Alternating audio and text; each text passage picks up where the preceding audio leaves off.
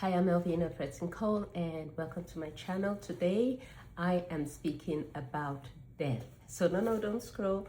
It's not going to be morbid. It's what is death? What do we call death? I'm just going to jump right into it.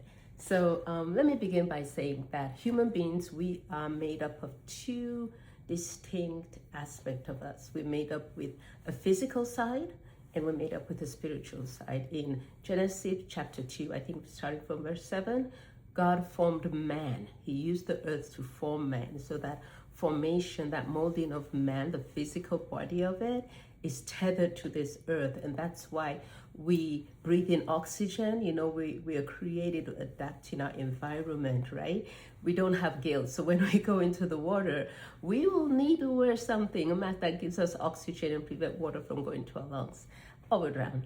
And it's the same thing if we go out of our atmosphere and go into space. We need a spacesuit. We need to protect ourselves. So we were created so we can live here on earth.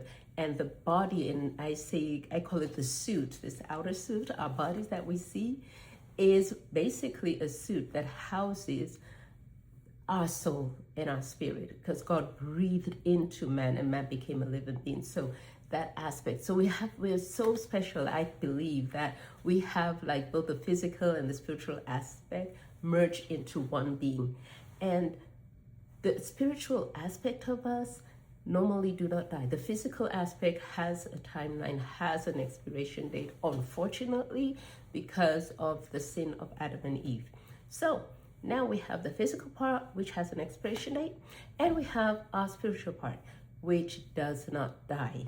So death clearly is that separation from the mortal, the physical, from the immortal. The immortal extracts itself from the physical suit that it has lived here on earth and goes to eternity. Now that is where the question becomes. And when you read and you study the Bible and you also read theologians or people, or everyone have their own views on what happens to the soul when it leaves the body. But there's one thing I just want to call into attention. We were created by God. And Adam and Eve, just separate us from God. And Jesus said in John chapter 3, go read it for yourself. Don't outsource your salvation. Remember, test every word, test every spirit. It's your eternity. So Jesus said, unless a man be born again, he cannot enter into the kingdom of God. And Nicodemus, who he was talking to, took it literally, because we can only relate to physical things and our senses, what we hear, what we smell, what we can taste. All these things is what we can relate to. So spiritual things are really not our forte. We don't understand them, very little understanding. And that's where we have to be careful, because even Satan, we're told, disguises as an angel of light. So we can be misled. So that's the thing. Now, when we die and then our soul leaves our body, the Bible tells us, we read some parts and it will say that people go to rest until the final day in Revelations, where Jesus will come with a loud shout like a trumpet and the dead would rise and stuff. And some people agree with that school of thought. Other people would say that no, after Jesus conquered death, when you die, those who believe in him go directly to Jesus. And then whoever does not believe in him or hasn't, goes to another place without God, which we call hell, right? So there are two destinations. And the reason why this is really important is because the condition of our souls when we die dictates where we will end up in eternity. Again, the condition of our souls when we die dictates where we spend eternity. Obviously, eternity, we cannot even fathom that. The concept is so strange, eternity never ending, because we can't.